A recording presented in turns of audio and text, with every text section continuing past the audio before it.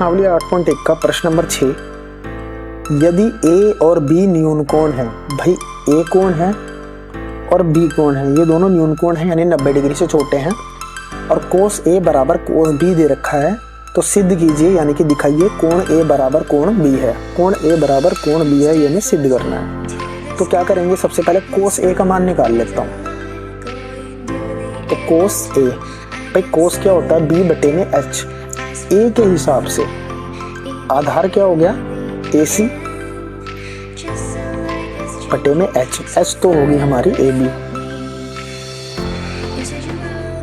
ठीक है, अब निकालता हूं मैं कॉमा डाल के कोस बी। अब एंगल बी लेना है, और क्या होगा हमारा, बी के हिसाब से आधार जो होगा हमारा क्या होता है, ये सटी हुई भुजा यानी कि बी सी बटे में एच। एच क्या होगी हमारी ए बी। और हमें ये चीज दे रखी है कि भाई कोस ए बराबर तुम्हारा कोस बी के बराबर है। तो कोस ए क्या है, ए सी बटे ए बी,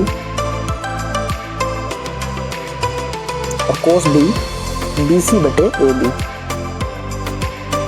ये ए बी यहाँ डिवाइड में है, यहाँ जाके मल्टीप्लाई कर दो, बराबर के इधर जाके ये मल्टीप्लाई में हो जाएगा। ठीक है, तो ए बी डिवाइड में है, यहाँ मल्टीप्लाई में। भाई ए बी से ए बी कैंसिल, बचा क्या हमारे पास, ए सी बराबर बी सी। तो ए सी यानी कि ये भुजा बी सी के बराबर है, इस भुजा के बराबर है। यहाँ तक चीज़ आ गई। तो हमने 9th में एक चीज़ पढ़ी थी कि बराबर भुजाएं जो होती हैं उनके जो सम्मुख कोण होते हैं वो क्या होते हैं, बराबर।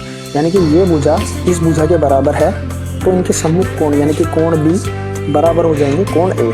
तो हम लिख सकते हैं कोण ए बराबर कोण बी, क्योंकि हमने 9th में क्या पढ़ा था, समान भुजाओं के सम्मुख कोण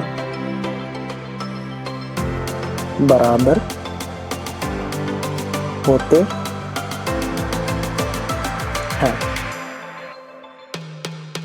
ठीक है, तो ऐसे हमें इसको सिद्ध करना है। सबसे पहले क्या किया, कोस ए और कोस बी का मान निकाल लिया।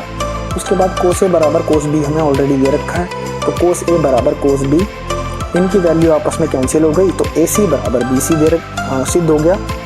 और भाई बराबर भुजाओं के जो सम्मुख कोण होते हैं यानी कि ये कोण और ये कोण, ये भी आपस में क्या हो जाएंगे, ये दोनों कोण बराबर हो जाएंगे। ठीक है, तो ये था हमारा प्रश्न नंबर 6। अब चलते हैं अगले प्रश्न।